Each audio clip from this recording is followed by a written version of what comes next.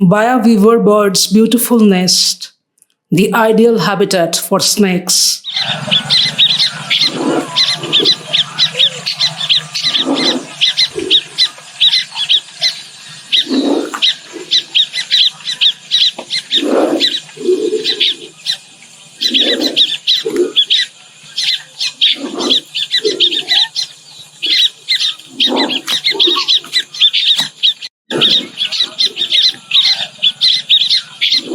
En route to Bandipur forest in a small town called Nanjangur in the Indian state of Karnataka, I came across them in the 765-kilometer long Kaveri River, also revered as Dakshina Ganga, the Ganges River of the south.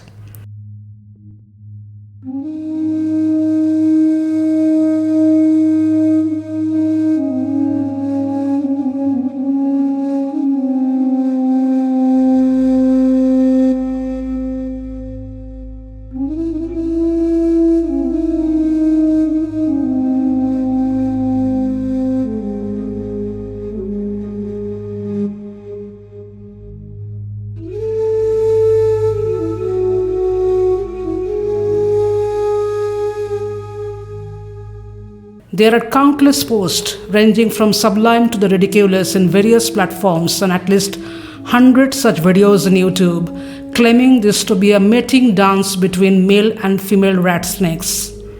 And all of them are wrong.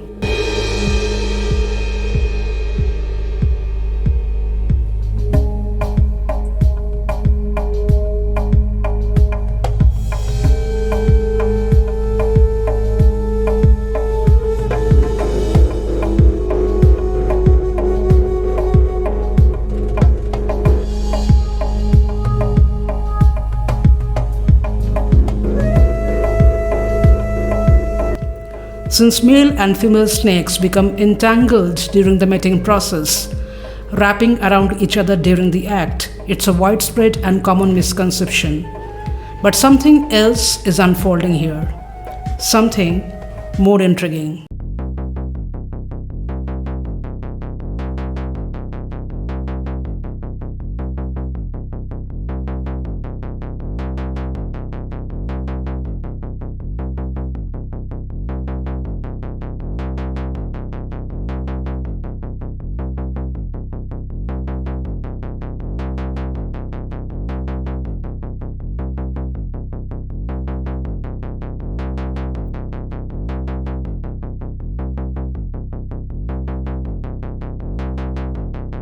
Do you know that male snakes are equipped with two penises, known as hemipenis, and they can use either to mate?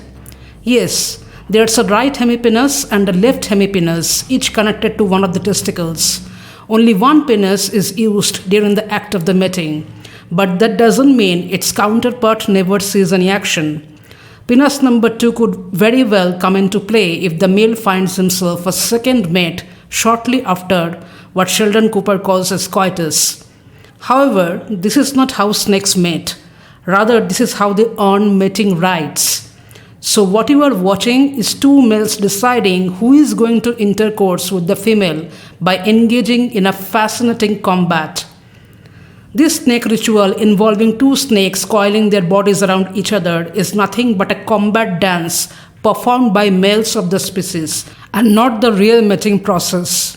Please bear with the low quality of footage as I had to shoot under tough conditions, especially shooting against light from far while I just got down to grab a tea without my camera, and when I came across this, I didn't want to return to the car to get my camera because what if I miss this rather fascinating and rare sight? So I decided to use my phone.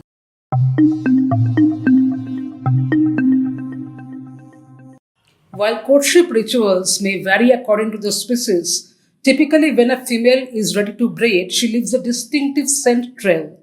A male uses then his sensitive organs, an organ to taste, smell and feel, known as Jacobson's organ, which is basically a part of a chemoreceptor associated to the olfactory system, and then the male snake follows her. But he may not be the only one.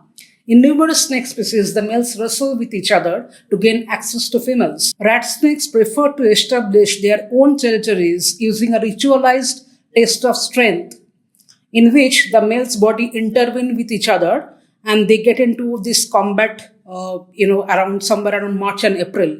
For North American rat snakes, this can take the form of each combatant rearing up and then trying to pin down the rival's head to the ground. Indian rat snakes also come up with this impressive display of forcing opponents' heads down while maintaining a strict code of honor, similar to human parlance, just like, bow down in front of me in order to subdue somebody. So they won't bite each other, as that would be detrimental for both, and nobody would be lucky to mate. Dominance is established with an attempt by one male to pin down the other for a few seconds, and then they let it go. Ultimately, the less dominant or subdued one slinks away, saying another time, another day.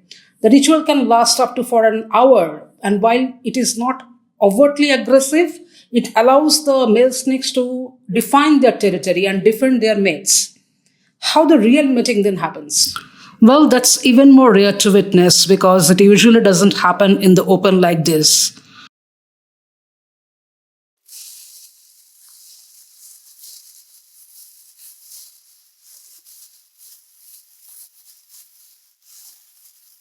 When he catches up with the female, he employs a reporter of jerks, strokes, punches, and caresses to coax her to lift her tail so he can access her cloaca. If she responds, he wraps his tail around hers. Does that what snakes do when they push their babies out?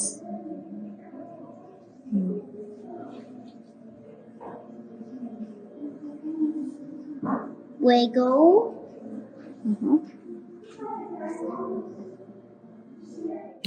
A mating pair may remain entwined for hours, which is not always an easy feat for legless animals. Snake penises are often covered in little spikes or hooks. These may enable the males to prolong sexual intercourse or do a better job of hanging onto their partners while in the throes of passion. I attempted for a low angle, but my position to shoot wasn't that good either. Another challenge to shoot the combat dance was the speed. The snakes stood tall and swirled swiftly with excellent synchronization of their movements, so getting the right focus from my distance became difficult with the phone camera. One of the most frequently seen snakes around human habitations in India, there are many wrong beliefs around Indian or Oriental rat snakes. The longest recorded rat snake is 3.7 meter, which is a little over 12 feet. However, it is rare to see an individual over 2.5 meters. These non-venomous snakes raise their forebody a little off the ground, inflate their throats, and make growling sound to defend themselves, which can be interpreted as mimicking cobra to look more intimidating. That's why many mistake them as cobra, while some believe they are cobra spouse. Yes, a very common myth is rat snakes mate with cobras. But as a matter of fact, the Indian rat snake is a food for the spectacled cobra, along with a few other snakes like the Indian rock python and large raptors like serpent eagle. I have seen even great Indian hornbills attacking them, but forget about mating, the rat snake is the favorite food for the king cobra in the forest of South India, and there is no scientific data supporting hybridization between king cobras and other snake species. Another popular but wrong notion is that rat snakes can weep and envenom victims with their tails, a belief that was possibly born from the fact that these snakes have very long tapering tails that they often wrap around things. All species of rat snakes may vibrate their tails in an attempt to trick a predator into confusing them with a rattlesnake. This type of mimicry, where a harmless species mimics a harmful species, is known as Batesian mimicry. While such behavior may be helpful for keeping predators away, Batesian mimicry can cause problems for rat snakes. Humans often kill them after mistaking them for venomous rattlers and cobra. Although rat snakes were long believed to be completely non-venomous, recent studies have shown that some Old World species do possess small amounts of venom, though the amount is negligible relative to humans. So while it is painful and demands medical attention, as a matter of fact, the bite of the Indian rat snake is totally harmless to humans. They don't bite their prey though. As nature's own pest control, these snakes prefer rats and they kill their prey through constriction. Rat snakes are excellent swimmers, as we can see. But is this going to be as futile as two neighborhood teenagers fighting over a girl while the girl is oblivion of both of their existence, let alone interest?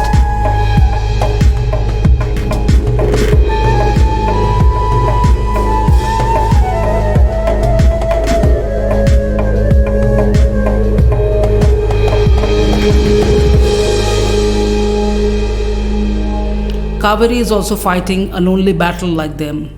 I noticed rampant pollution anchored by sewage and industrial effluents on the river. Sewage generated from homestays, coffee pulping units, hotels, and plastic directly enters its water here. The Western Ghats, which are the source of many South Indian rivers, including the Kaveri, Sharavati, and Tungabhadra, are particularly vulnerable. In another 10 years, the Kaveri River will go dry due to the global warming and El Nino, ending the age-old legal disputes regarding rights on the water between Karnataka and its neighboring state Tamil Nadu. I shudder to think what will happen then to the wildlife of Kabini, Bandipur, Mudumalai, and Nagarhole Stretch in India's largest protected forest area. Perhaps the solar energy setups and artificial waterholes will be adequate. Perhaps AI holds the key to solve global water crisis, as some tech giants claim. I still wonder, without the natural source of water, what will happen to even a city like Bangalore, which is already struggling to deal with acute water crisis? I wish I could end this on a less ominous note, but here, as if the snake symbolized how an once prolific river is headed down a deadly rusty spiral.